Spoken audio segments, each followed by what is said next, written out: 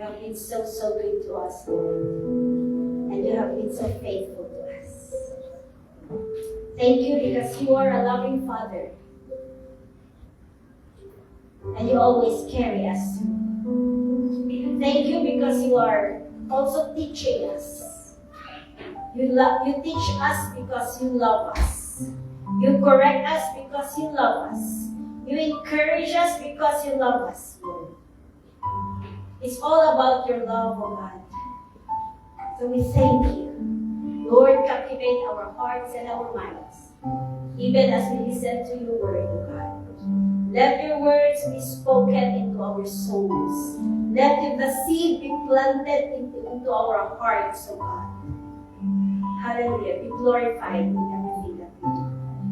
Everything that will be spoken. In Jesus' name, in Jesus' name. Amen, amen, amen. We can take our seats. Good morning po sa ating lahat. Did you say good morning to your neighbor? Welcome to church. For those first time na naka-join to us here, we welcome you with the love of the Lord. And happy Father's Day sa mga fathers. Did you greet your father?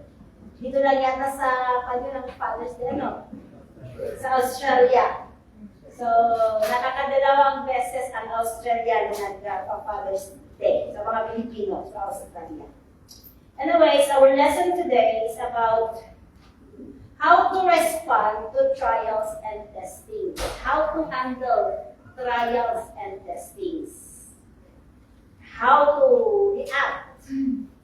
Mga trials and testings po natin sa buhay they are sufferings, they are, struggles, and how we perceive trials and testings affects our response into it. There are many, if you see the news, if you see the statistics being brought out, there is an increase of suicide or even attempts of suicide. There is an increase of families being broken, of dreams being shattered, because people cannot just handle the trials that are coming their way. Whether you are a Christian, whether you are non-Christian, whether you are a Buddhist, you are a Muslim, trials and testings is just normal in life. And it goes, wala pong nag-graduate sa trials and testings. Di po ba? Walang graduation ang trials and testings. Kaya, it would be good if we know how to handle it biblically. What does the word say about handling trials and testings? In the book of Matthew chapter 3, verse 11 to 12, let us read. Book of Matthew chapter 3, verse 11 and 12. Sabi niya dito, I baptize you with water for repentance, but after me comes one who is more powerful than I. It is Jesus who is speaking in this verse, whose sandals I am not worthy to carry. He will baptize you with the Holy Spirit. It is John the Baptist, It is John the Baptist who is speaking these words. So he is talking about Jesus, the one who is more powerful than him. He will baptize you with the Holy Spirit and fire. Sabi niya po dito, He will baptize you with the Holy Spirit and fire. Tapos meron pa, His winnowing fork is in His hand, and He will clear His threshing floor, gathering His wheat into the barn, and burning up the chaff with unquenchable fire. So you know the winnowing wheat, yung parang fork siya na they used to separate the grain from the chaff. So they use the winnowing fork na igagano nila yung grain at saka yung chaff. Kasi may laman kasi yung grain is mabigat, mahuhulog siya. But yung mga shaft, it is light na separate siya. So we can see here that God is in the business of separating. God is in the business of separation, as even ever since from the beginning. Even, He is also fire. Fire means, yung fire po dito, di ba, yun yung mga, kung minsan pressure cooker ako, sabi natin, when we are undergoing trials and testings. Fire represents our sufferings. Fire represents our trials and testings. And fire is used in purification. Amen. We will, sa mga engineer, mga mining engineer, how do we purify gold? We will learn that later. And we can see that God allows this fire in our lives because God is in the business of purification. God is in the business of purification or sanctification. In Proverbs chapter 17, verse 3, Proverbs chapter 17, verse 3, it says here, the crucible for silver and the furnace for gold, but the Lord tests the heart. The crucible is the container used to heat metals to burn off impurities. The furnace is an enclosed structure in which material can be heated to very high temperature for smelting metals. So they use the furnace to bring out the gold. Paano ba kasi ang gold? How to bring out gold? Of course, have you imagined why is the gold very expensive? And it's one of the most precious metals in the world. And how can we get gold? O mga mining engineers po natin dito, they bring out the gold ore. Tingnan natin yung gold ore. Tinatawag nilang ore. Then, yan. So, ito ba yung hinahanap-hanap nyo? Ito yung mga hinahanap-hanap ng mga miners. Ito lang pala yung bato. That is what we call the ore, the gold ore. And that is not a purified gold yet. That is not a pure gold yet. So what they do with this is they pulverize or crush the ore. Maka-crush muna yung ore. And then after that, they place yung na-crush na ore into a furnace. Lalagay nila sa container. And then after that, they let it go through a fire na ang temperature is 1,000, between the 1,100 to 1,200. Ang hindi nga 100 degrees Celsius yun Ang hindi nga degrees Celsius, wala pang 100 degrees Celsius, ganun mo lang, mainit na. Masakit. So, kung nakakaramdam yung gold na ito, ang sakit-sakit naman. Kasi he is undergoing too much heat, too much temperature. And then, what happens? That is how they will melt the ore. Ganon na may melt yung ore na yan. So, hindi na yan bato na ganyan. And after na melt yung ore, impurities rise to the surface. Yung mga metals, yung mga impurities ng gold, yung mga bato, yung mga natural na worthless, walang hindi precious na nandyan sa ore na yan, magra-rise siya. It will rise up, allowing the impurities to be skimmed from the surface. Tatanggalin yung mga impurities. Hallelujah? So, ganyan. And then, sabi niya sa research ko, people will keep repeating the process if you want your gold to be so pure. Parang pure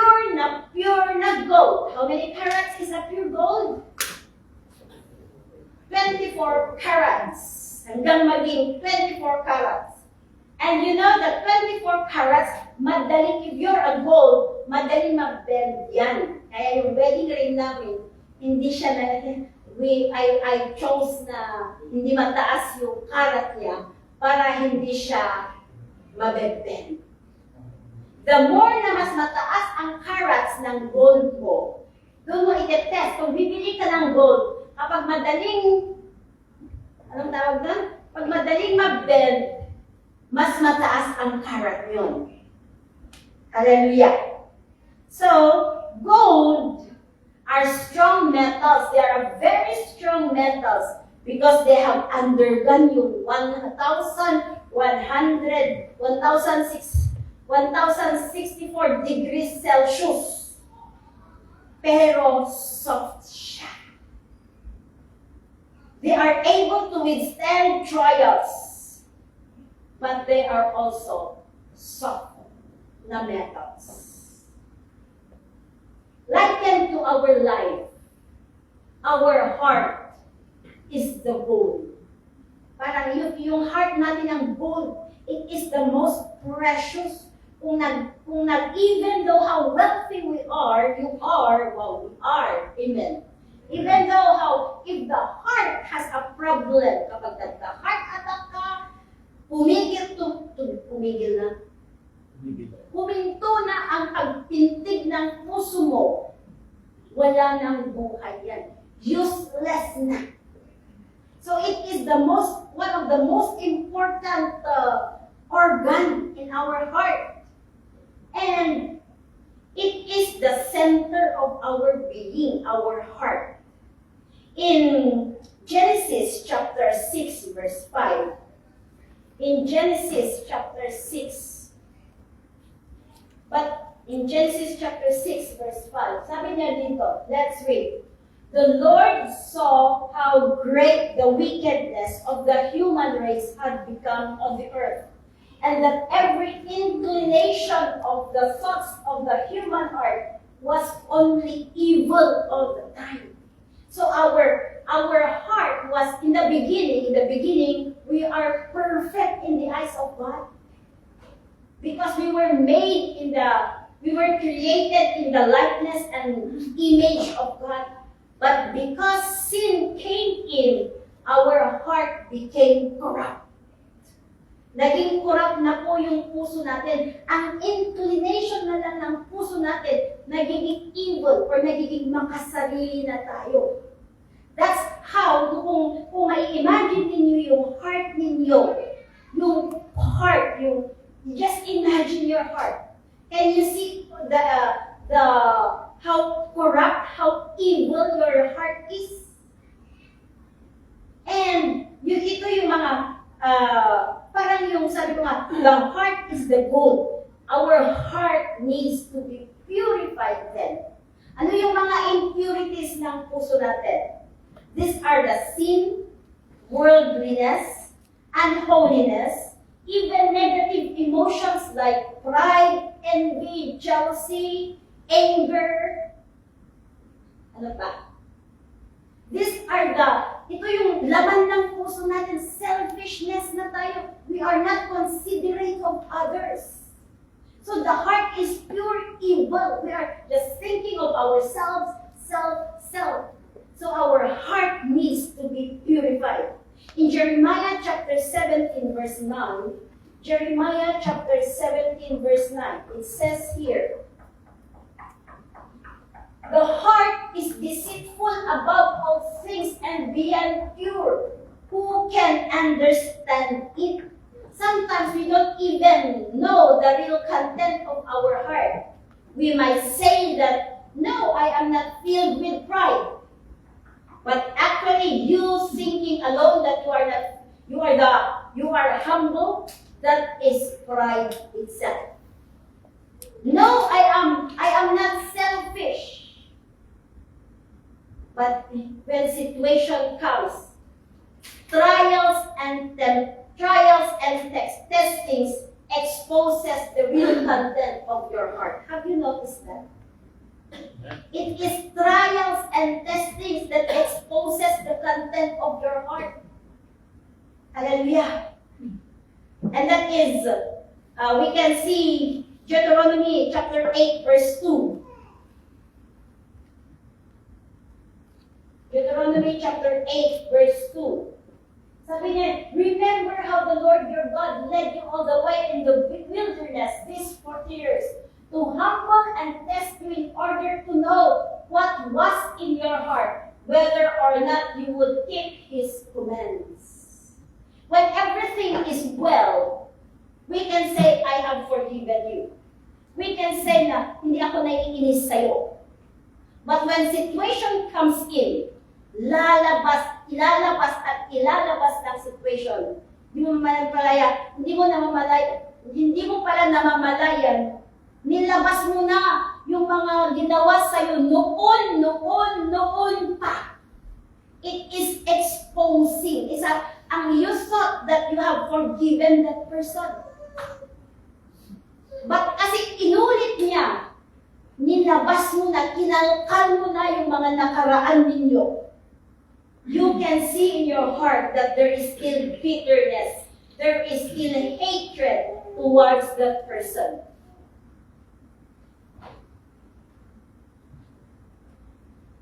You know, Job. Let's see Job. The life of Job. Job, in the first chapter, he was credited righteous. In the first chapter, after the testings, his testings was, the first testing niya, his animals, there are specific animals was taken from her. And then second testing niya, yung mga sheep and servants niya were burned.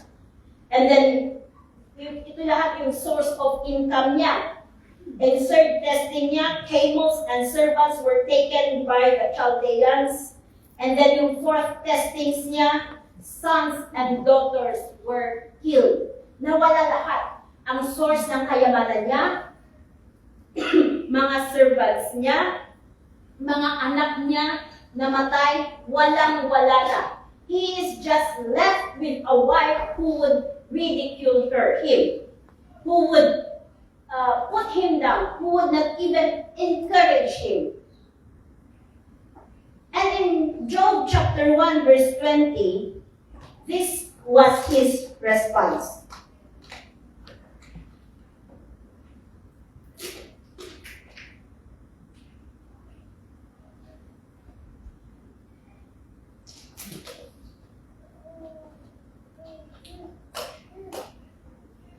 At this, Job got up and tore his robe and shaved his head. Then he fell into the ground in worship. If you see it as a very, very good response, right? Very good. Ang ganda. It's a very positive response. But if we continue to dig in, this is a response that you can see. Ito yung response na nakikita natin, outward response. But if you read the whole chapter of Job chapter 21, 29, and you don't need to project that, he was boasting of what he had been doing. I helped the poor, I gave counsel, I advised, I gave shelter to those who are homeless. He was boasting. And in Job 33 verse 9, Job 33 verse 9, sabi niya dito, let's read. I am pure. I have done no wrong. I am clean and free from sin. Yung testing niya na to, habang tumatagal, habang he was waiting, he became sick. That was his fifth testing. He became sick. Yung trials and testing niya revealed the real content of his heart, that he is a self-righteous man, a man filled with pride. I am free from sin. I am clean. I have done no wrong. Nakita niyo yung difference, no? And God, our God, is more concerned sa puso po natin, sa laman ng puso natin, rather than He is also concerned how we treat others. Pero we can pretend our way of treating others. We can falsify. Pwedeng para tayong mabait to others. But actually, our heart is evil. So, Job, sa outer surface, looks so good. But actually, the inner surface is evil. And God allows. The problem is not what Job was doing, but the flaw in what he was, but a flaw in what he was. Yung, what is inside yung flaw. Hallelujah. Amen. Amen. You know, we can deceive people with our words and actions. We can even say, oh, I care. Di ba yung dito, how are you? Parang concern na concern. They will ask you, how are you, mate? Good. Di ba pag sa Pilipinas, ang saya-saya kasi may nangungumusta. Lalo na yung mga nasa abroad, ang saya-saya natin pag nangungumusta yung mga taga-Pinas. Pero dito parang, it is done regularly. How are you, mate? Feeling mo, they are concerned of you. Yun pala, parang normal lang yun. It does not come from the heart. Many times. I'm not generalizing. Alright? We can deceive people with our words and action, but not with God. We cannot deceive God. God sees the heart. God is concerned about the content of our heart. Remember when he anointed David, Samuel was sent to anoint David.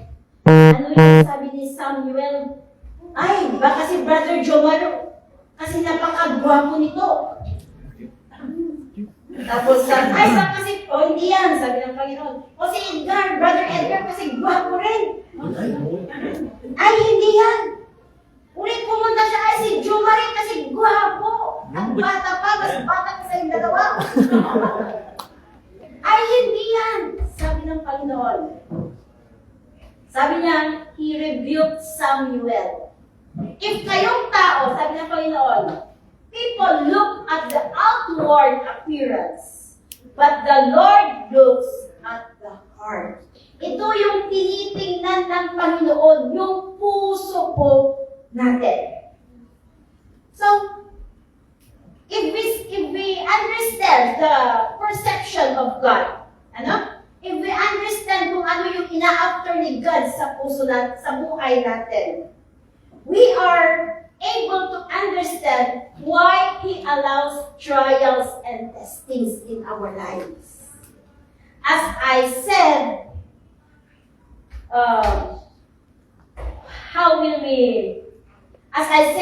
trials and testings expose the real content of our heart.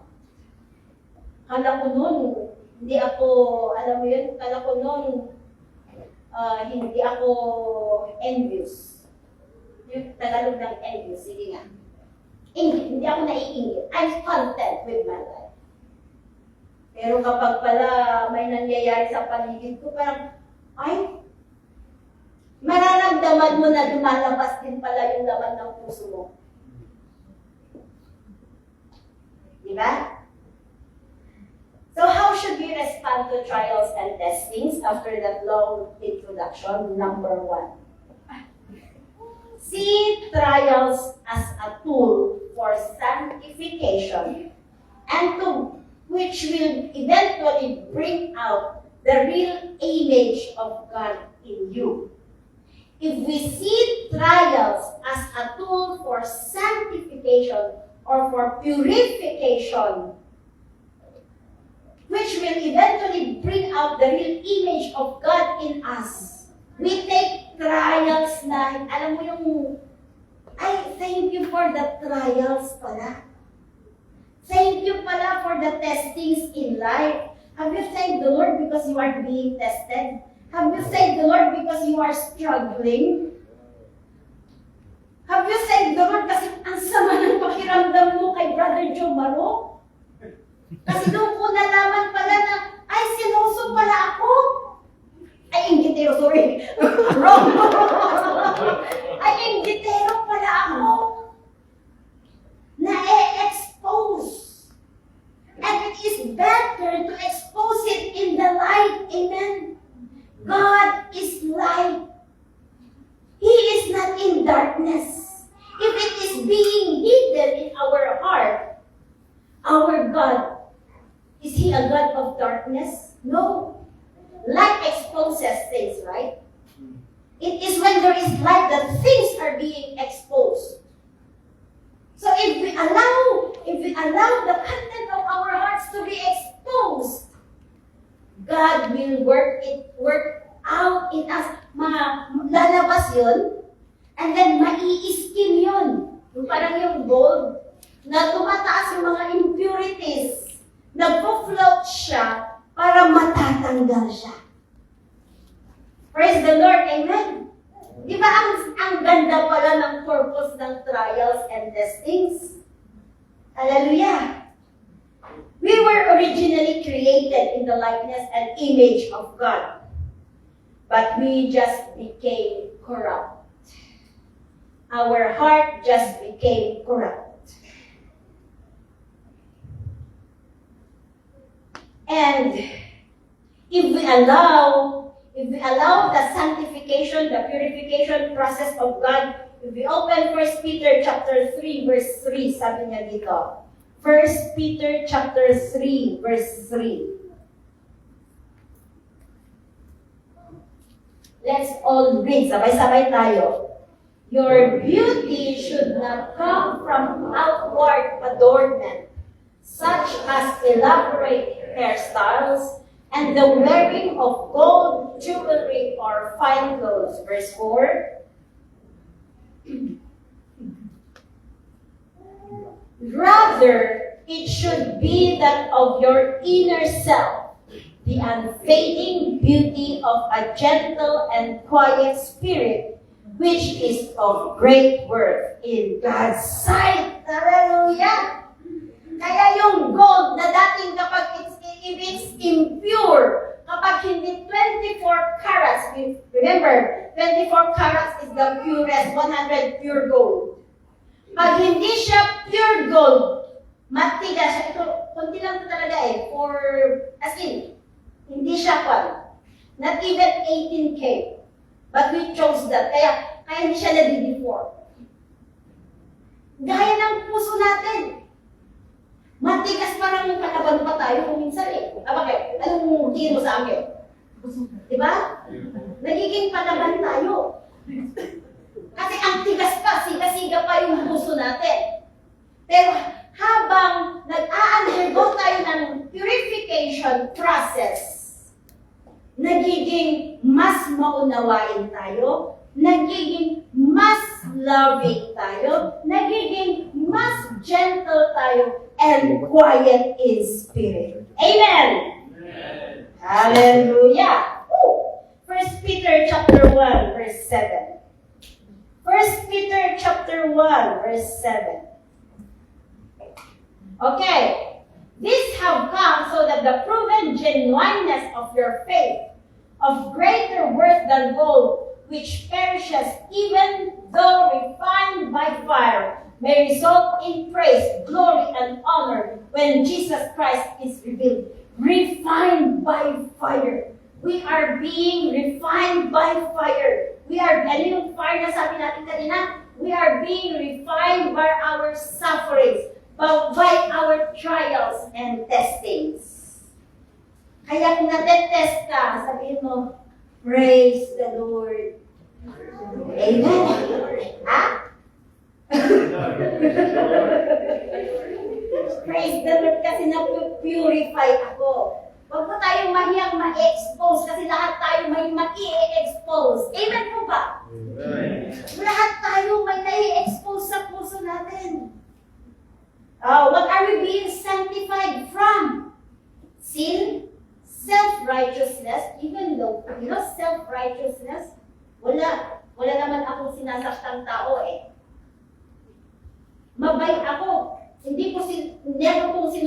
ang parents ko. Pride, envy, or jealousy, rage, and righteousness, even wrong thoughts towards others, being judgmental, worldliness. These are actions that do not give God the glory. Ill thoughts and feelings, lack of integrity, immoralities. We are being refined from these things. You know, if you struggle a lot sa emotions ninyo, yung pakiramdam mo towards others, God is correcting your emotions inside your heart. And you know, trials always come. Dahil sabi po natin kanina sa gold para ma-refine siya na 24K, they will always repeat the process. The more that the gold will undergo the 1064 degrees Celsius, the more that the gold will become purified. Gusto niyo pa ba ang trials and testings? Para mas ma-purify tayo.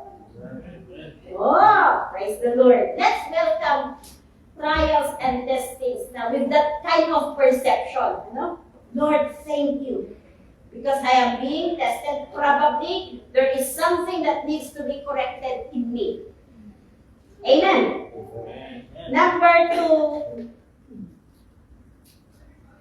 way of handling trials and testings. James chapter 1, verse 2 to 4. James chapter 1, verse 2 to 4. Let's read. Consider it pure joy, my brothers and sisters, whenever you face trials of many kinds. Because you know that the testing of your faith produces perseverance. Verse 4. Let perseverance finish its work so that you may be mature and complete, not lacking anything. Be joyful when tested. Consider it. Don't, why me again, Lord? Why me again? Bakit lagi-lagi na lang ako? Be joyful when tested. From that verse, trials brings out, develops perseverance in someone. After that, it develops maturity, and there is growth. There is maturity when we are learning. Amen. When we are being, napansin nyo ba, the more you are being tested, the more that you become mature in the way you think, the way you perceive things.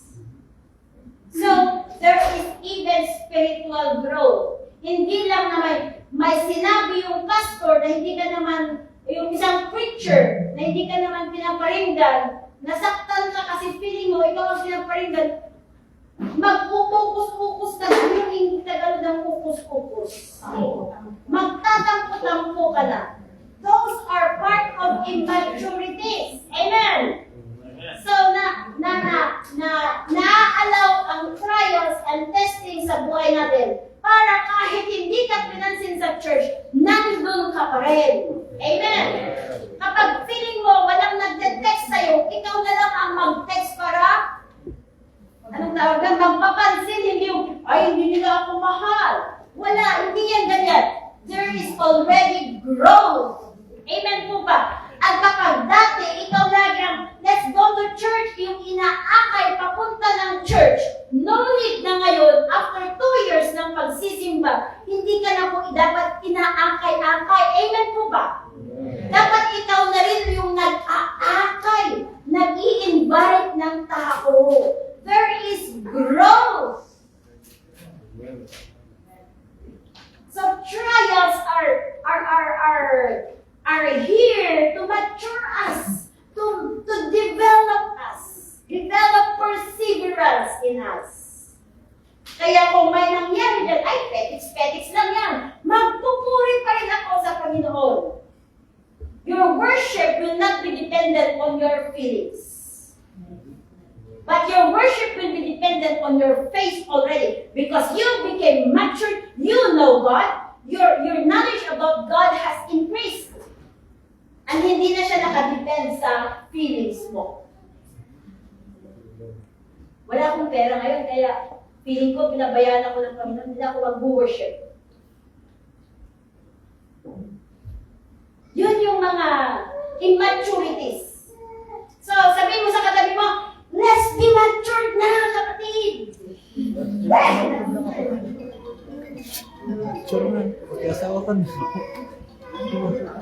I did it, let's be matured now. Okay, 2 years, don't force. Romans chapter 5, verse 3. Not only so, but we also glory in our sufferings, because we know that suffering produces perseverance, perseverance, character, and character, hope. You know, one way to show immaturity is, yun nga, sabi ko, laging ikaw na lang ang inaakay sa church, number 1. Sapa, complain ng complain. Pangatlo, pag hindi na pagbigyan ang sakit sa pakiramdam. Ganun ako. Oh. But praise the Lord kasi nga nagmamature tayong lahat. Amen po ba? Amen. Hallelujah. So let us be joyful. Number 3. See trials and testings an avenue to encounter God. If we see trials and testings as an avenue to encounter God, we will be able to know God more and more. In the time of lack, who wants to lack nothing? Wala naman, di ba? But in the time of lack, we will experience His provision. In the time of sickness, you will experience His healing. When we are disturbed or worried or anxious, you will experience His peace. Like Elijah, Prophet Elijah, when he has nothing to eat after his encounter with Jezebel, yung mga king at that time, he ran away kasi gusto siya ipapapatay ng king and queen at the King Ahab at that time. So he ran away and hid sa mga mountain dyan. And he became so hungry. But there was no food. And he said, Lord, take my life. Na-depress siya. After a very victorious event na nangyari sa buhay niya, sabi niya, Lord, take my life. But you know, there he experienced how the ravens, the blackbirds, have been providing this food. So, it is an avenue, Lord, kapag natetest ka, Lord, ano yung gusto mong ipakita sa akin? Ano yung gusto mong ituro sa akin? Ano yung gusto mong ipa-experience sa akin about you? Amen? Hindi yung, why me, Lord? It's me again. Laging ako. Sila'y masaya, ako hindi. Bakit?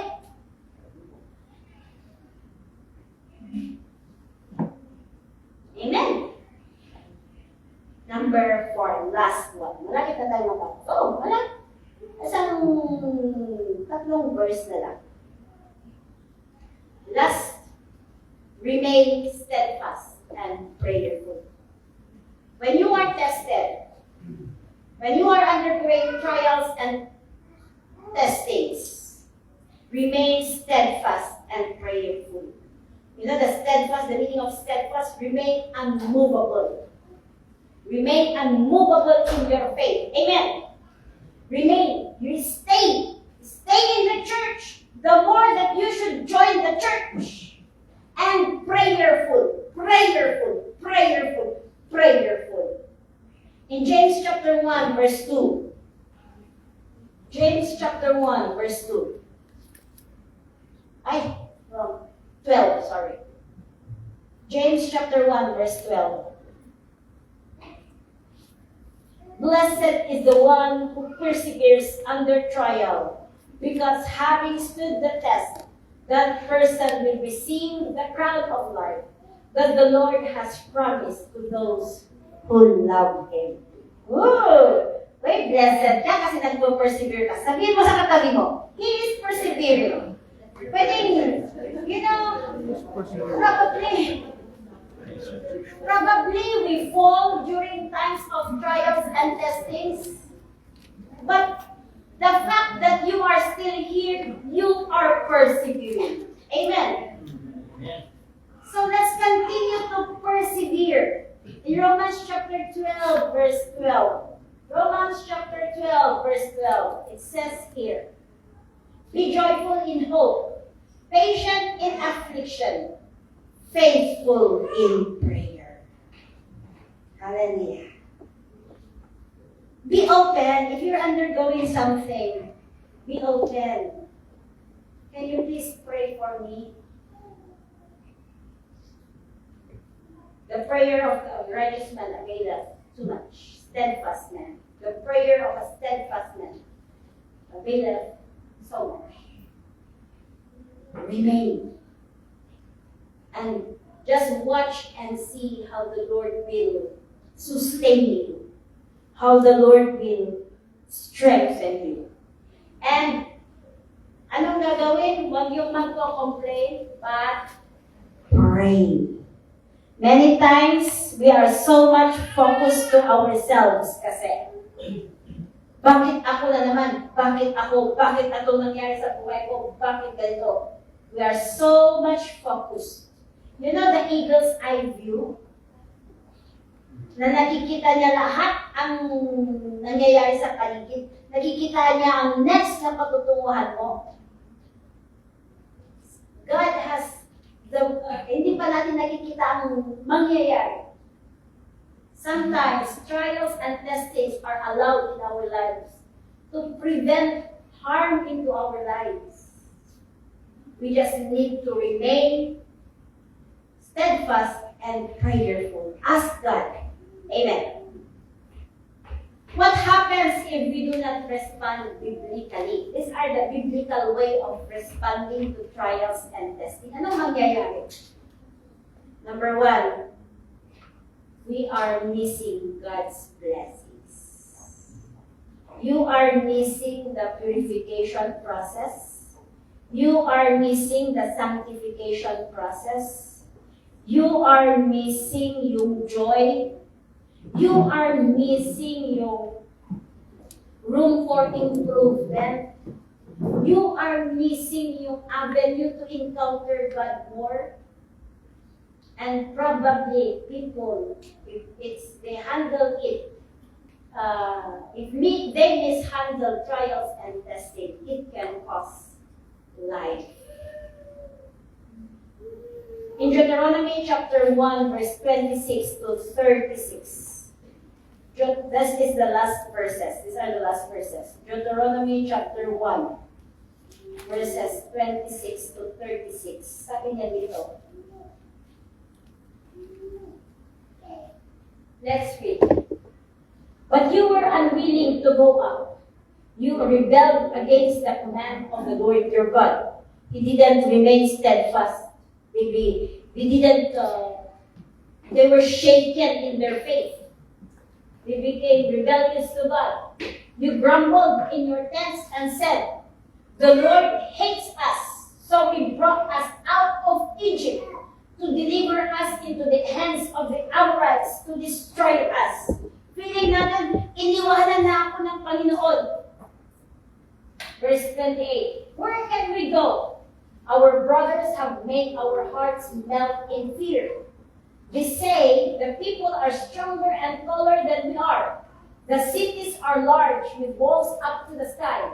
We even saw the Anakites there. Ito yung time na after na, di ba, nag-rebelde yung mga 10 spies when they went to the promised land. And then nakita nila na ay ang lalaking mga tao, hindi nila kaya yun. Kaya ang pakiramdam nila, the Lord will bring them to the promised land to kill them there. So, then I said to you, do not be terrified. Do not be afraid of them. The Lord your God, who is going before you, will fight for you as He did for you in Egypt before your very eyes. The Lord our God will sustain us with the strength that we need. Amen. Even in, yung sabi ni Brother Aldi, in getting our visa here, in working para lang may pang-tuition fee, in facing the hardships of life here in Australia para lang makuha yung permanent residency. The Lord our God will sustain us. The Lord our God will be with us. The Lord our God will never leave us nor forsake us. Amen po ba? So as He did to the Israelites before, He is also willing to do it to us here. There you saw how the Lord your God carried you. When you get tired, He will carry you. As a father carries his son all the way, you went until you reached this place. We just need to rest in His presence. Verse 32. In spite of this, you did not trust in the Lord your God, who went ahead of you on your journey, in fire by night and in a cloud by day, to search out places for you to come and to show you the way you should go. Verse 34.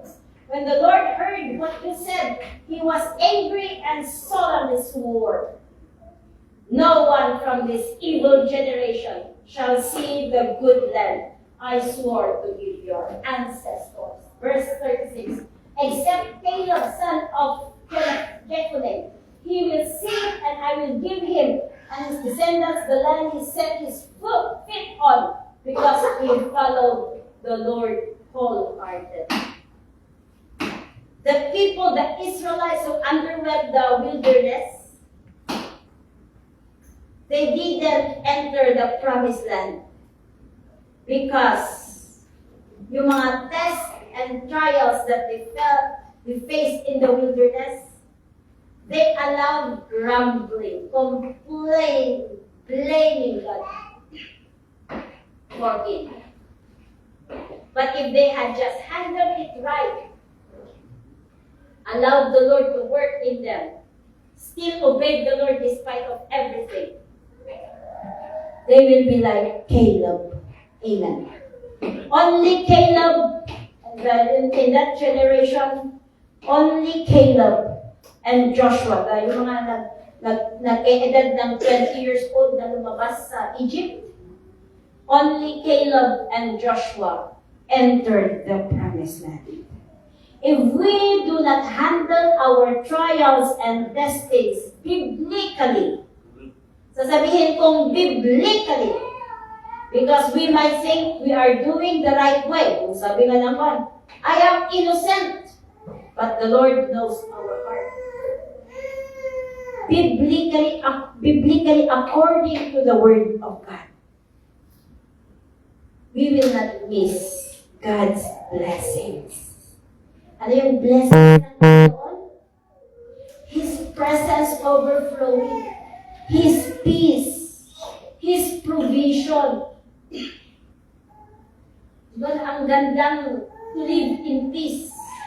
Ang gandang to sleep in peace and to wake up in peace.